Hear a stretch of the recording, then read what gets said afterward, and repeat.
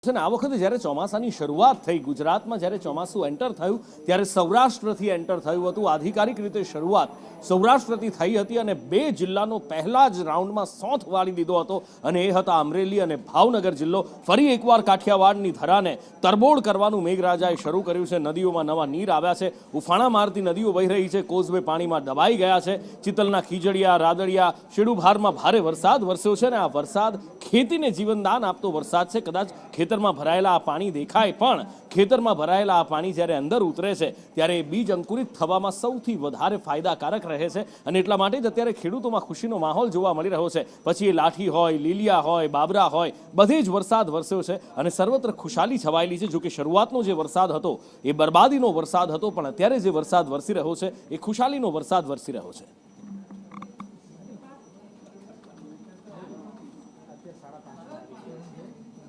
વધુ માહિતી સાથે ફોનલાઈન પર જોડાયા છે સહયોગી સંવાદદાતા પ્રદીપ। કયા તાલુકામાં ક્યાં કેવો વરસાદ અને ખેડૂતોમાં કેવી ખુશી? હાલ વાત કરીએ તો સમગ્ર જિલ્લાની અંદર જે વાતાવરણ છે વરસાદી બની ગયું છે। છેલ્લા લગભગ 8 દિવસથી જે વરસાદી માહોલ સર્જાયો હતો ત્યારે 2-3 દિવસથી ધીમી ધારે વરસાદ જે છે વરસી રહ્યો હતો અને આજે કહીએ કે લાઠી લીલિયા તાલુકાની જો વાત કરીએ તો લાઠી લીલિયામાં ગ્રામ્યમાં ખૂબ જ સારો એવો વરસાદ પડ્યો છે। ધોધમાર વરસાદ આવવાના કારણે લાઠીની જે શેખ પીપરિયા ગામની જે સ્થાનિક નદી તે પણ અત્યારે બે કાંઠે વહી રહી છે અને ગરમીમાં જે છે પૂરતી રાહત મળી રહી છે। ત્યારે બીજી તરફ વાત કરીએ તો ખેડૂતોમાં પણ ખૂબ જ આનંદની જે છે લાગણી જોવા મળી રહી છે। પાકમાં જોઈએ તો પાક જુવાર, બાજરી, મગફળી, કપાસ ને ખૂબ જ ફાયદાકારક આ વરસાદ જે છે થઈ રહ્યો છે તેવું ખેડૂતો દ્વારા જાણવા મળી રહ્યું છે। જી બિલકુલ, એટલે કે ખેતી પાકને આ જીવનદાન આપતો ખેતી પાક માટે આ આશીર્વાદ રૂપ વરસાદ વરસ્યો છે કાઠિયાવાડની ધરતી ઉપર। અને આ બાજુ જ્યાં દ્વારકાની વાત આવે ત્યાં દ્વારકામાં જામ કલ્યાણપુરમાં ધોધમાર વરસાદ વરસ્યો છે। આ પહેલા જામ ખંભાળિયાનો વારો લીધો હતો અને હવે દ્વારકામાં વરસાદ અત્યારે લાંબા, સતાપરા, નવાદરા, ભોગાતમાં જબરજસ્ત વરસાદ વરસ્યો છે અને મેઘાવી માહોલ અહીંયા છવાયેલો દેખાઈ રહ્યો છે। જયસુખ મોદી ફોન લાઈન પર જોડાયા છે। જયસુખ, ક્યાં કેવો વરસાદ અને લોકોમાં કેવી ખુશી? નદી નાળામાં નવા નીર? જી ચોક્કસ વાત કરવામાં આવે તો જામ કલ્યાણપુર તાલુકામાં આજે જે બારે મેઘ ખાંગા થયા હોય તેવી સ્થિતિ સર્જાય છે। ત્યારે વાત કરવામાં આવે તો લાંબા, ભાટિયા, ભોગાત સહિતના ગ્રામ્ય પંથકમાં ધોધમાર વરસાદ છે વરસ્યો હતો। મુસળધાર વરસાદને પગલે જાહેર માર્ગો પર નદીઓ વહેતી હોય તેવા દ્રશ્યો પણ જોવા મળ્યા હતા। જાહેર માર્ગો પર ઘૂંટણસમાં પાણી ભરાતા વાહન ચાલકો અને રાહદારીઓને પણ ભારે હાલાકીનો સામનો કરવો પડી રહ્યો હતો। જી નુકુર। બિલકુલ, એટલે ક્યાંક તંત્રના પાપે થોડી ઘણી તકલીફ લોકોને વેઠવી પડી રહી છે, પણ આ ખેતરની વચ્ચે પાક અને એ પાકની વચ્ચે પાણી જે દેખાઈ રહ્યું છે, આ બાજુ આ ભાટિયાના દ્રશ્યો, કલ્યાણપુર ભાટિયામાં પણ ધોધમાર વરસાદ વરસ્યો છે અને અનરાધાર વરસી રહેલા વરસાદે લોકોને ખુશખુશાલ કરી દીધા છે। અનિલલાલ ફોન લાઈન પર જોડાયા છે। અનિલ, દ્વારકાધીશની ધરતી ઉપર વરસાદ વરસી રહ્યો છે, વરસાદ દ્વારકાધીશનો જાણે અભિષેક કરી રહ્યો હોય। દ્વારકા શહેર, એની આસપાસ ભાટિયા અને બીજા પણ વિસ્તારોમાં વરસાદ વરસ્યો છે, લોકોમાં કેવી ખુશાલી? ચોક્કસથી જણાય કે હાલમાં જે દ્વારકા તાલુકા તેમજ કલ્યાણ તાલુકામાં વરસાદ પડી રહ્યો છે ને ક્યાંક ને ક્યાંક જે ભાટિયા ગામ હોય ત્યાંના જે રોડ રસ્તાઓ છે ત્યાં જાણે નદીઓ વહેતી હોય તેવા વરસાદના પાણી વહી રહ્યા છે।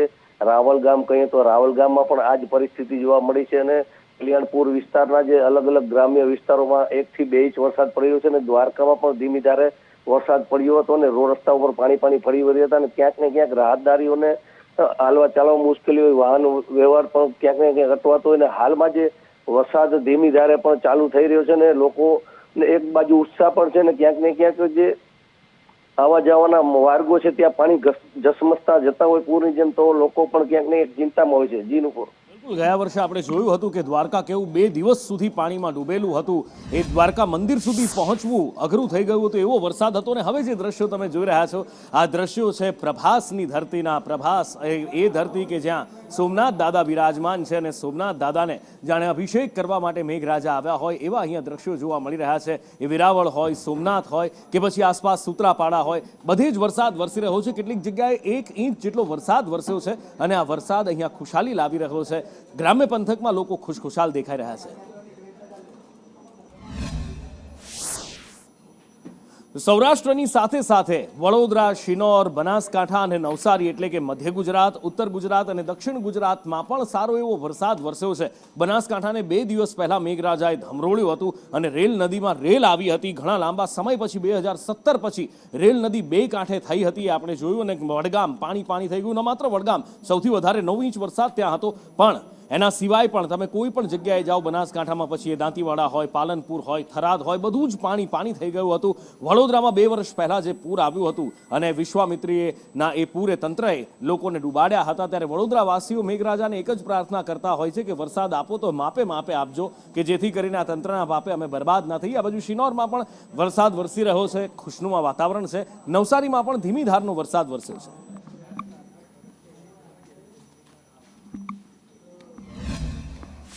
આ બાજુ મહેસાણા જિલ્લામાં પણ સાર્વત્રિક વરસાદ વરસ્યો છે અને મહેસાણા જિલ્લામાં કેટલાક જગ્યાએ, કેટલાક ગામ, શહેરમાં પાણી પણ ભરાયા છે.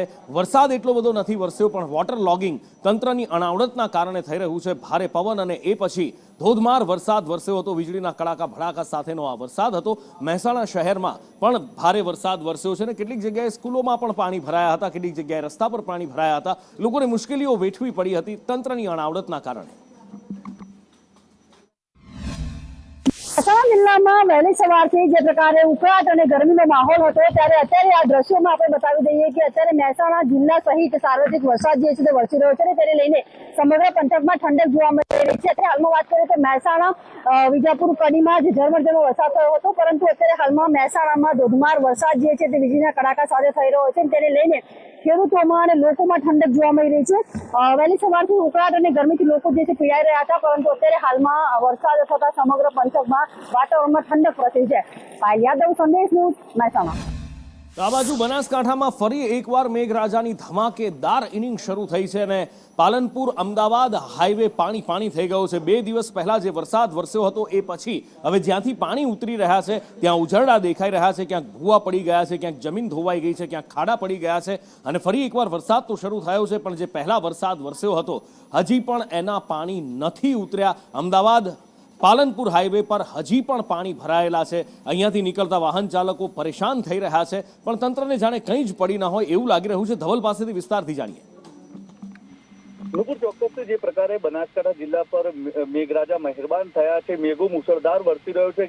ગઈકાલે વહેલી સવારથી જ જિલ્લામાં વરસાદની શરૂઆત થઈ છે. જિલ્લા મથક પાલનપુરમાં ગઈકાલે 8.5 ઇંચ જેટલો વરસાદ ખાબકી ગયો અને તેને કારણે નેશનલ હાઈવે પર પાણી ભરાયા હતા. આબુ રોડથી અમદાવાદને જોડતા નેશનલ હાઈવે પર પાણી ભરાયા. વરસાદ વરસ્યાને 24 કલાક થવા છતાં પણ હજુ સુધી આ પાણી છે તે પહોંચ્યા નથી.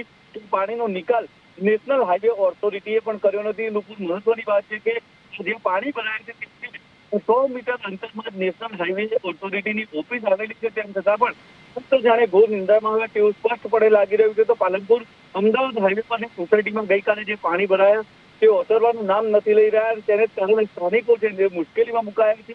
આ સાથે જ બનાસકાંઠાના ડીસા, ધાનેરા, દાંતીવાડા, વડગામ ઘણા વિસ્તારોમાં જે પ્રકારે ધોધમાર વરસાદ થયો છે અને તેને કારણે અત્યારે તો ક્યાંક ઢીચરમાં તો ક્યાંક કેરમાં પાણી છે તે ભરાયેલા જોવા મળી રહ્યા છે. નુપુર, હજુ દક્ષિણ ગુજરાતમાં પણ મેઘરાજા ઓળઘોળ છે. દક્ષિણ ગુજરાતમાં આમ પણ 4 જિલ્લાઓમાં સૌથી વધારે વરસાદ વરસ્યો છે. સુરત, વલસાડ, તાપી અને ડાંગ જિલ્લામાં, અને ફરી એકવાર વલસાડ જિલ્લામાં મેઘ સવારી આવી પહોંચી છે. ફરી એકવાર ભારે વરસાદ વરસ્યો છે અને રોડ રસ્તા પાણી થયા છે. જાવેદ પાસેથી જાણીએ કયા તાલુકામાં ક્યાં કેવો વરસાદ. જાવેદ.